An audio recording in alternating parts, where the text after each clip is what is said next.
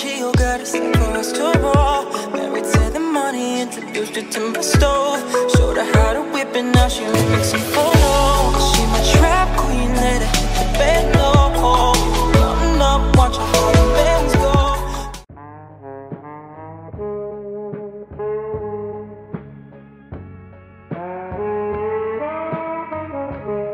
Yo les mecs, j'espère que vous allez bien, on se retrouve pour une nouvelle vidéo. Donc aujourd'hui les mecs, j'ai des informations sur GTA 5. Donc avant que la vidéo commence, je t'invite à lâcher un gros like, à commenter, à t'abonner et à partager avec un maximum de tes potes pour qu'un maximum de tes potes soient au courant et qu'on continue à screen commenter tous ensemble. Donc aujourd'hui les mecs, vidéo information où je vais tout simplement vous parler de la QA bêta de GTA 5 Online. Il y a eu plusieurs nouvelles et la QA bêta a été réactualisée et je vais tout vous expliquer dans cette vidéo. Donc tout simplement, il y a 15 heures, on peut voir que le 30 mars 2018, il y a eu une nouvelle update, donc Last Record Update, qui est sortie donc il y a 15 heures. Et quand on se rend dans les branches, donc tout simplement les QA bêta de GTA 5, on peut voir que la QA bêta, donc la QA bêta c'est tout simplement la grosse mise à jour, et à chaque fois qu'elle se fait réactualiser, ça veut dire que Rockstar est en train de travailler sur une grosse mise à jour, ou plutôt un DLC, on appelle plus souvent ça un DLC, et donc ça a été réactualisé il y a 16 heures, et la QA bêta 2 il y a 15 heures. Les QA bêta 2 on s'occupe pas trop pour l'instant, puisque les QA bêta 2 ça se fait réactualiser beaucoup plus souvent que les QA bêta, mais ce qui me semble très étrange, c'est que la QA bêta 1, donc la QA bêta simple, a été réactualisée il y a 16 heures, et habituellement quand Rockstar nous sort des nouveaux DLC, ils ne réactualisent plus les QA bêta avant un certain temps, et là ça fait à peine 1 à 2 semaines qu'ils nous ont sorti le nouveau DLC, et en fait ils commencent déjà à réactualiser les nouvelles QA bêta. Donc déjà la première chose qui pouvait venir en jeu, c'est qu'il y a eu énormément de problèmes avec ce nouveau DLC, donc le DLC San Andreas Super Sport Series, il y a eu énormément de problèmes, des problèmes de texture, les personnes qui se faisaient bannir pour aucune raison, les véhicules qui n'atteignaient pas leur vitesse maximale, elles étaient vachement ralenties, etc. Donc déjà la première hypothèse, ça venait peut-être dire que tout simplement Rockstar allait faire une QA bêta pour tout simplement résoudre tout ça, ça allait faire entre guillemets une mise à jour simplement pour résoudre, parce qu'ils ne peuvent pas tout résoudre, il y avait aussi des problèmes pendant les courses, etc.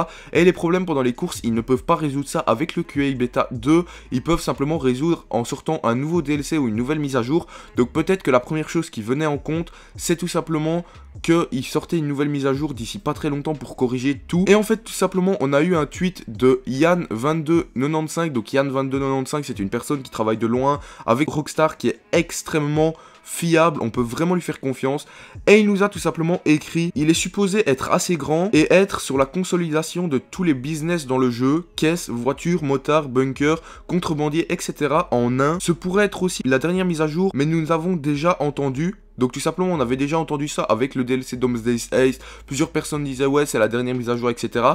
Et donc il dit après: alors prenez-le comme vous voulez, pensez que le goutte à goutte de celui-ci est censé se terminer près du lancement de Red Dead Redemption 2, alors qui sait. Donc ce qui voudrait tout simplement dire que peut-être d'après Yann22, ça serait le dernier DLC de GTA 5 Online, ce qui me choque vraiment assez fort, puisque apparemment les DLC ne cesseront pas de sortir avant la sortie de GTA 6, et donc il précise que les gouttes à gouttes se termineront au Red Dead Redemption 2, donc à sa sortie.